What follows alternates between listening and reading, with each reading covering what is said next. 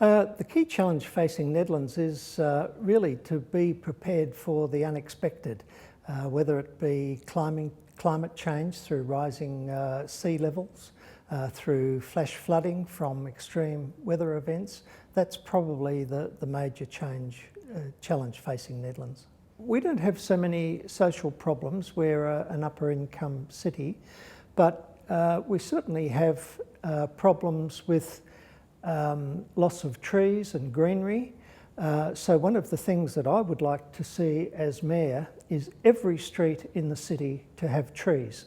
We've found that with the removal of trees, urban areas become hotter, and during a time of extreme weather event, hot weather, there's a higher incidence of respiratory illness and heat stroke.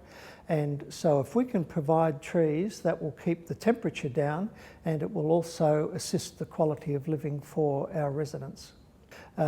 We have a problem with our disposal of waste, and what we're looking at is recycling our wastewater to irrigate our parks and playing fields.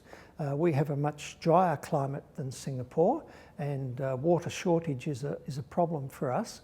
So rather than dumping our wastewater in the ocean, if we can use recycled water to irrigate our parklands and playing fields, that will be a big project for us and help to climate-proof our city.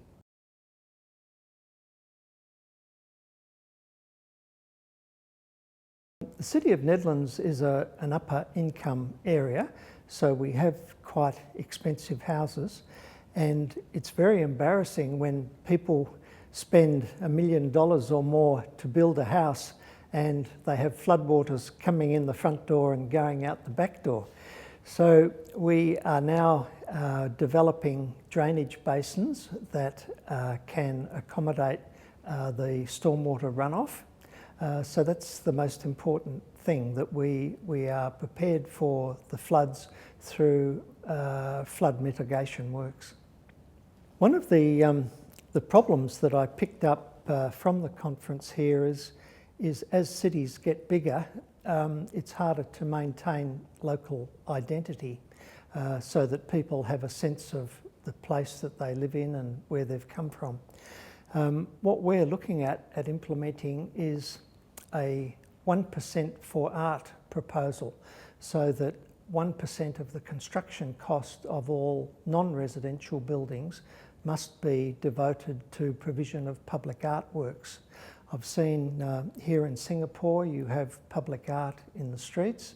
What we'd like to do is to promote more public art in our city, and so if we put in a regulation that requires 1% of the project cost must be spent on artworks, then the owner of the land or the development, they can provide the public artworks on their own site, or they can give a cash sum to the city equal to 1% of the cost, so that the city can provide public art elsewhere in the city.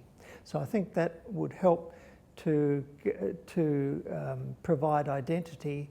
As cities get bigger and bigger, people can relate to the local sculpture or a cultural expression that's provided.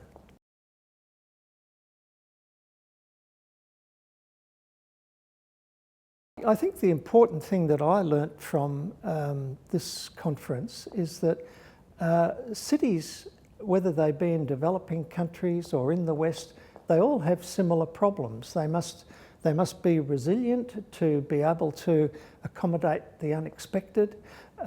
They must have identity as the cities get bigger and bigger. The social side must be looked after. If you have immigrants, then they must be welcomed and looked after. They must be provided with health facilities and that sort of thing. So what I've learnt is that irrespective of where the cities are located, they all have very similar problems. And just providing the additional infrastructure that's needed as the cities grow.